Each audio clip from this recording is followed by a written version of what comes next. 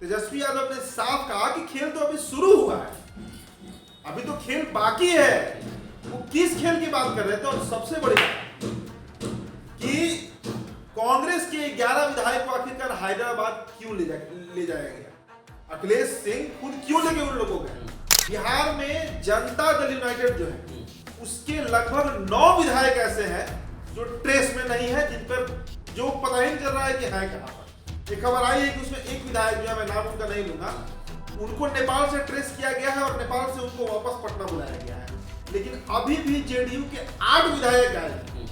8 विधायक जनता दल यूनाइटेड के गायब है, जो नॉन ट्रेसेबल है, मतलब उन तक पार्टी नहीं पहुंच पा रही है। जीतन राम मांझी के पास 4 विधायक है, संतोष सुमन है, उनकी पार्टी के प्रदेश अध्यक्ष अनिल शर्मा है और भी 2 विधायक। क्या जीतन राम मांझी का मन डोल रहा है? क्योंकि जितना बागी तेवर वो अपनाए हैं, भाई अभी सरकार बना नहीं, मतलब कहते हैं ना कभी ब्याह हुआ नहीं और बच्चा कमा कर रहा है। चिराग पासवान के पास जब कोई विधायक है नहीं, वो क्यों विरोधिता जता रहे हैं? उनको क्या कहीं से ताकत मिला हुआ है? कहीं जो खबर चल रहा है 28 जनवरी 2024 को सरकार गिरी महागठबंधन की और एनडीए की सरकार बनी, और 29, 30, 31 3 दिन उस महीने में और 12 दिन इस महीने में। अभी तक जो जानकारी है 15 दिन क्यों लग रहा है इस सरकार को अपना बहुमत साबित करने? अभी एनडीए में 128 विधायक गिने जा रहे हैं। अगर इसमें से 8 विधायक अगर गायब हो जाए, जो गायब हैं जेडीयू के, तो ये आंकड़ा 120 पे आ जाएगा, सरकार गिर जाएगी। और मांझी जी अगर निकल जाए तो फिर ये आंकड़ा 116 पे आ जाएगा, बहुमत से बहुत पीछे ये आंकड़ा रह जाएगा। बीजेपी और आरजेडी में कोई टूट नहीं होना, बीजेपी हो या राष्ट्रीय जनता दल हो, इन पार्टियों में कोई टूट नहीं होने, क्योंकि इन विधायकों को पता है कि टूट के हम कहीं भी जाएंगे तो हमको नुकसान होगा। टूट का डर कांग्रेस और जेडीयू में ही। जेडीयू में मैंने सरकार गिरने से पहले भी ये बात कई दफा कहा कि जेडीयू में एक धारा ऐसे विधायकों का है जो बीजेपी के साथ अब नहीं जाना चाह रहा है। दोस्तों, बिहार और झारखंड में राजनीति का सियासी तापमान हाई है। आपको बता दें कि झारखंड में आज नई नवेली चंपई सरकार तो बन गई, पर बिहार में अभी खेल बाकी है। आपको बता दें कि 12 फरवरी को बिहार में भी फ्लोर टेस्ट होने वाला है, जिसको लेकर तमाम तरह की अटकलें लगाई जा रही हैं। जहां एक और एनडीए भी टेंशन में है, तो एक और महागठबंधन और साथ ही साथ महागठबंधन के जो दल है यानी कि कांग्रेस, वो भी टेंशन में दिखाई दे रही है। देखिए, इस विषय पर मेरे साथ बात करने के लिए पत्रकार उदित आर्यन मौजूद हैं। इस विषय पर बात होगी, क्या कुछ कहता है मामला। 28 जनवरी को जो है सरकार गिरती है और 12 फरवरी को फ्लोर टेस्ट होता है। इतना दिन का गैप, इतना दिन का अंतर, क्या कुछ देखते हैं इन तमाम चीजों को लेकर? देखिए, होता है नहीं, अभी होना है। टेंस में आप थोड़ा सा बोल दिए कि होना, 12 फरवरी भी आने वाला है, वो भविष्य काल का बात है। 12 को भी हो जाए तो मानेंगे कि फ्लोर टेस्ट हो गया। पहले तारीख 9 दिया गया, फिर 10 किया गया और फिर अब 12 फरवरी कर दिया गया। मतलब आखिरकार आप खुद एक तार्किक तौर से एक बात सोचिए और बताइए कि परसों झारखंड में सरकार गिरती है, नई सरकार बनती है, मतलब चंपई सोरेन जो है वो नए सीएम बनते हैं, और आज वहां पर बहुमत साबित हो गया विधानसभा में। तो 2 दिन के अंदर में झारखंड में हुआ और नियमता ऐसा होना भी चाहिए। तो आखिरकार बिहार में पेच कहां फंस रहा है कि 28 जनवरी 2024 को सरकार गिरी महागठबंधन की और एनडीए की सरकार बनी, और 29, 30, 31 3 दिन उस महीने में और 12 दिन इस महीने में। अभी तक जो जानकारी है 15 दिन क्यों लग रहा है इस सरकार को अपना बहुमत साबित करने में विधानसभा में, जिसे फ्लोर टेस्ट कहते हैं, बहुमत साबित करना।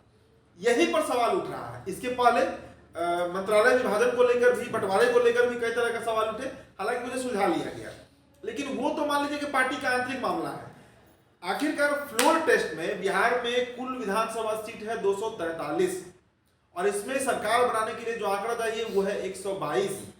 अब आप एक बात समझिए, कई पिछले एक सप्ताह से लगातार, चाहे डिजिटल प्लेटफॉर्म हो, नेशनल प्लेटफॉर्म हो या प्रिंट मीडिया ही क्यों ना हो, हर जगह क्यों ये बात की चर्चा हो रही है कि बिहार में सरकार बहुमत का आंकड़ा नहीं जुटा पाएगी। देखिए, एक बात बताते हैं, जो अपडेट अब तक है उसके अनुसार, और कई सीनियर पत्रकारों ने इस पर कई वीडियोस भी किया है आज और कल में, बिहार में जनता दल यूनाइटेड जो है उसके लगभग 9 विधायक ऐसे हैं जो ट्रेस में नहीं है, जिन पर जो पता ही नहीं चल रहा है कि है कहां पर। एक खबर आई है कि उसमें एक विधायक जो है, मैं नाम उनका नहीं लूंगा, उनको नेपाल से ट्रेस किया गया है और नेपाल से उनको वापस पटना बुलाया गया है।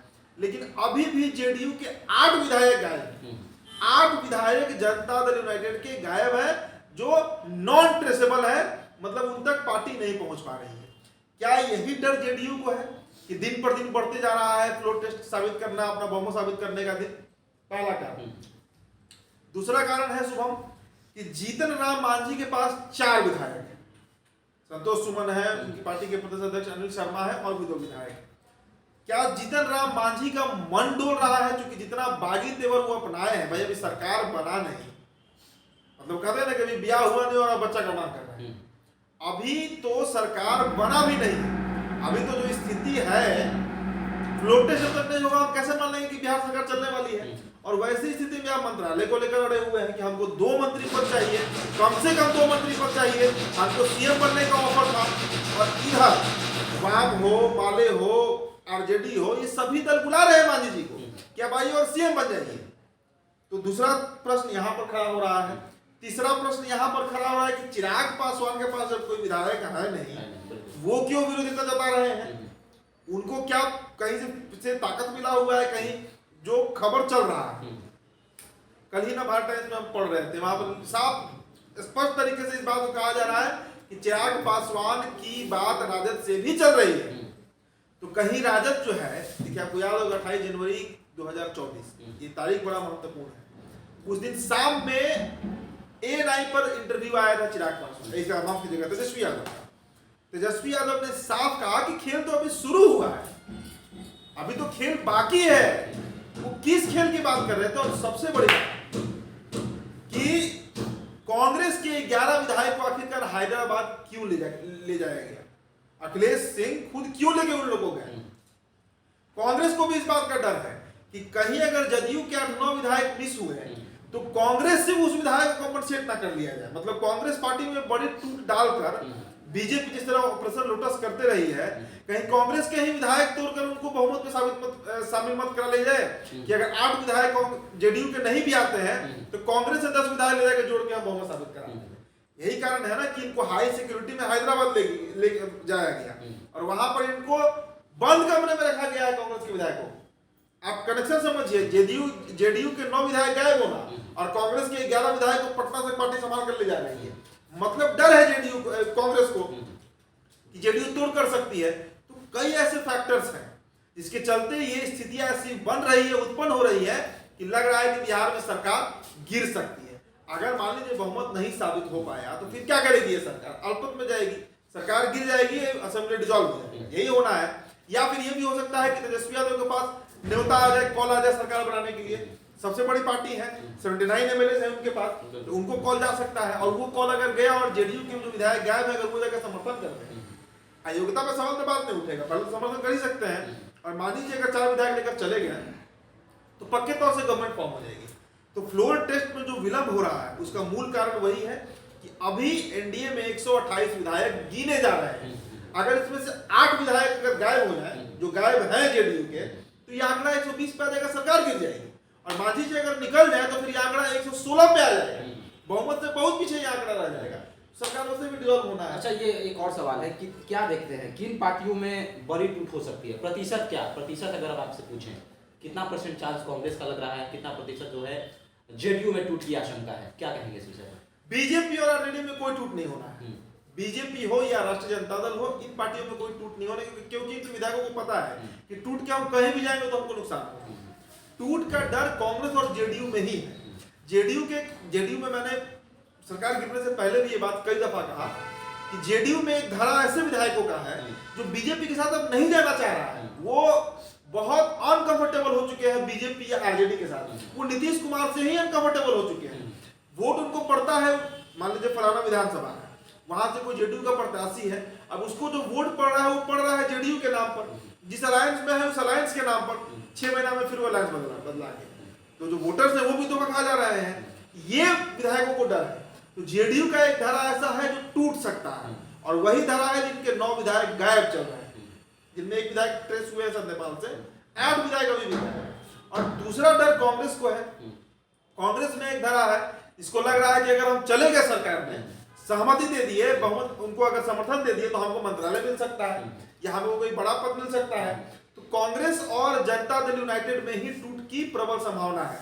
बाकी अब गांधी जी की पार्टी से टूट के कोई कहाँ जाएगा, पूरा पार्टी ही चला जाएगा जाना होगा। बात तो ये भी चलती है कि जेडीयू में एक खेमा ऐसा भी है जहां पर जो विधायक जो हैं 2-3 बार से विधायक बने हुए हैं, लेकिन उनको मंत्री पद ऑफर नहीं हुआ है। वहीं नीतीश कुमार के जो करीबी विधायक हैं उनको मंत्री पद ऑफर हो जाता है, मंत्री वो बन चुके हैं। क्या ऐसी भी बात है? बिल्कुल ऐसी बात है, और यही बात तो हम कह रहे हैं कि वैसे विधायकों का जो एक खेमा है वो मंत्रालय के लालच में ही, मंत्री पद के लालच में ही ऐसा फैसला ले सकते हैं कि वो हो सकता है पार्टी को अलविदा कहा कि अपनी पार्टी को छोड़कर और चले जाए एनडीए गठबंधन में, जहां पर उनको माफ कीजिएगा महागठबंधन में, या फिर वो समर्थन ही ना दे और नीतीश कुमार की सरकार गिरा दे। देखिए एक बात समझिए, नीतीश कुमार के कुछ गिने चुने 2-4-5 नेता हैं, आप विजय चौधरी कह लीजिए, संजय झा कह लीजिए, अशोक चौधरी कह लीजिए, तो 2015 से नेता हैं।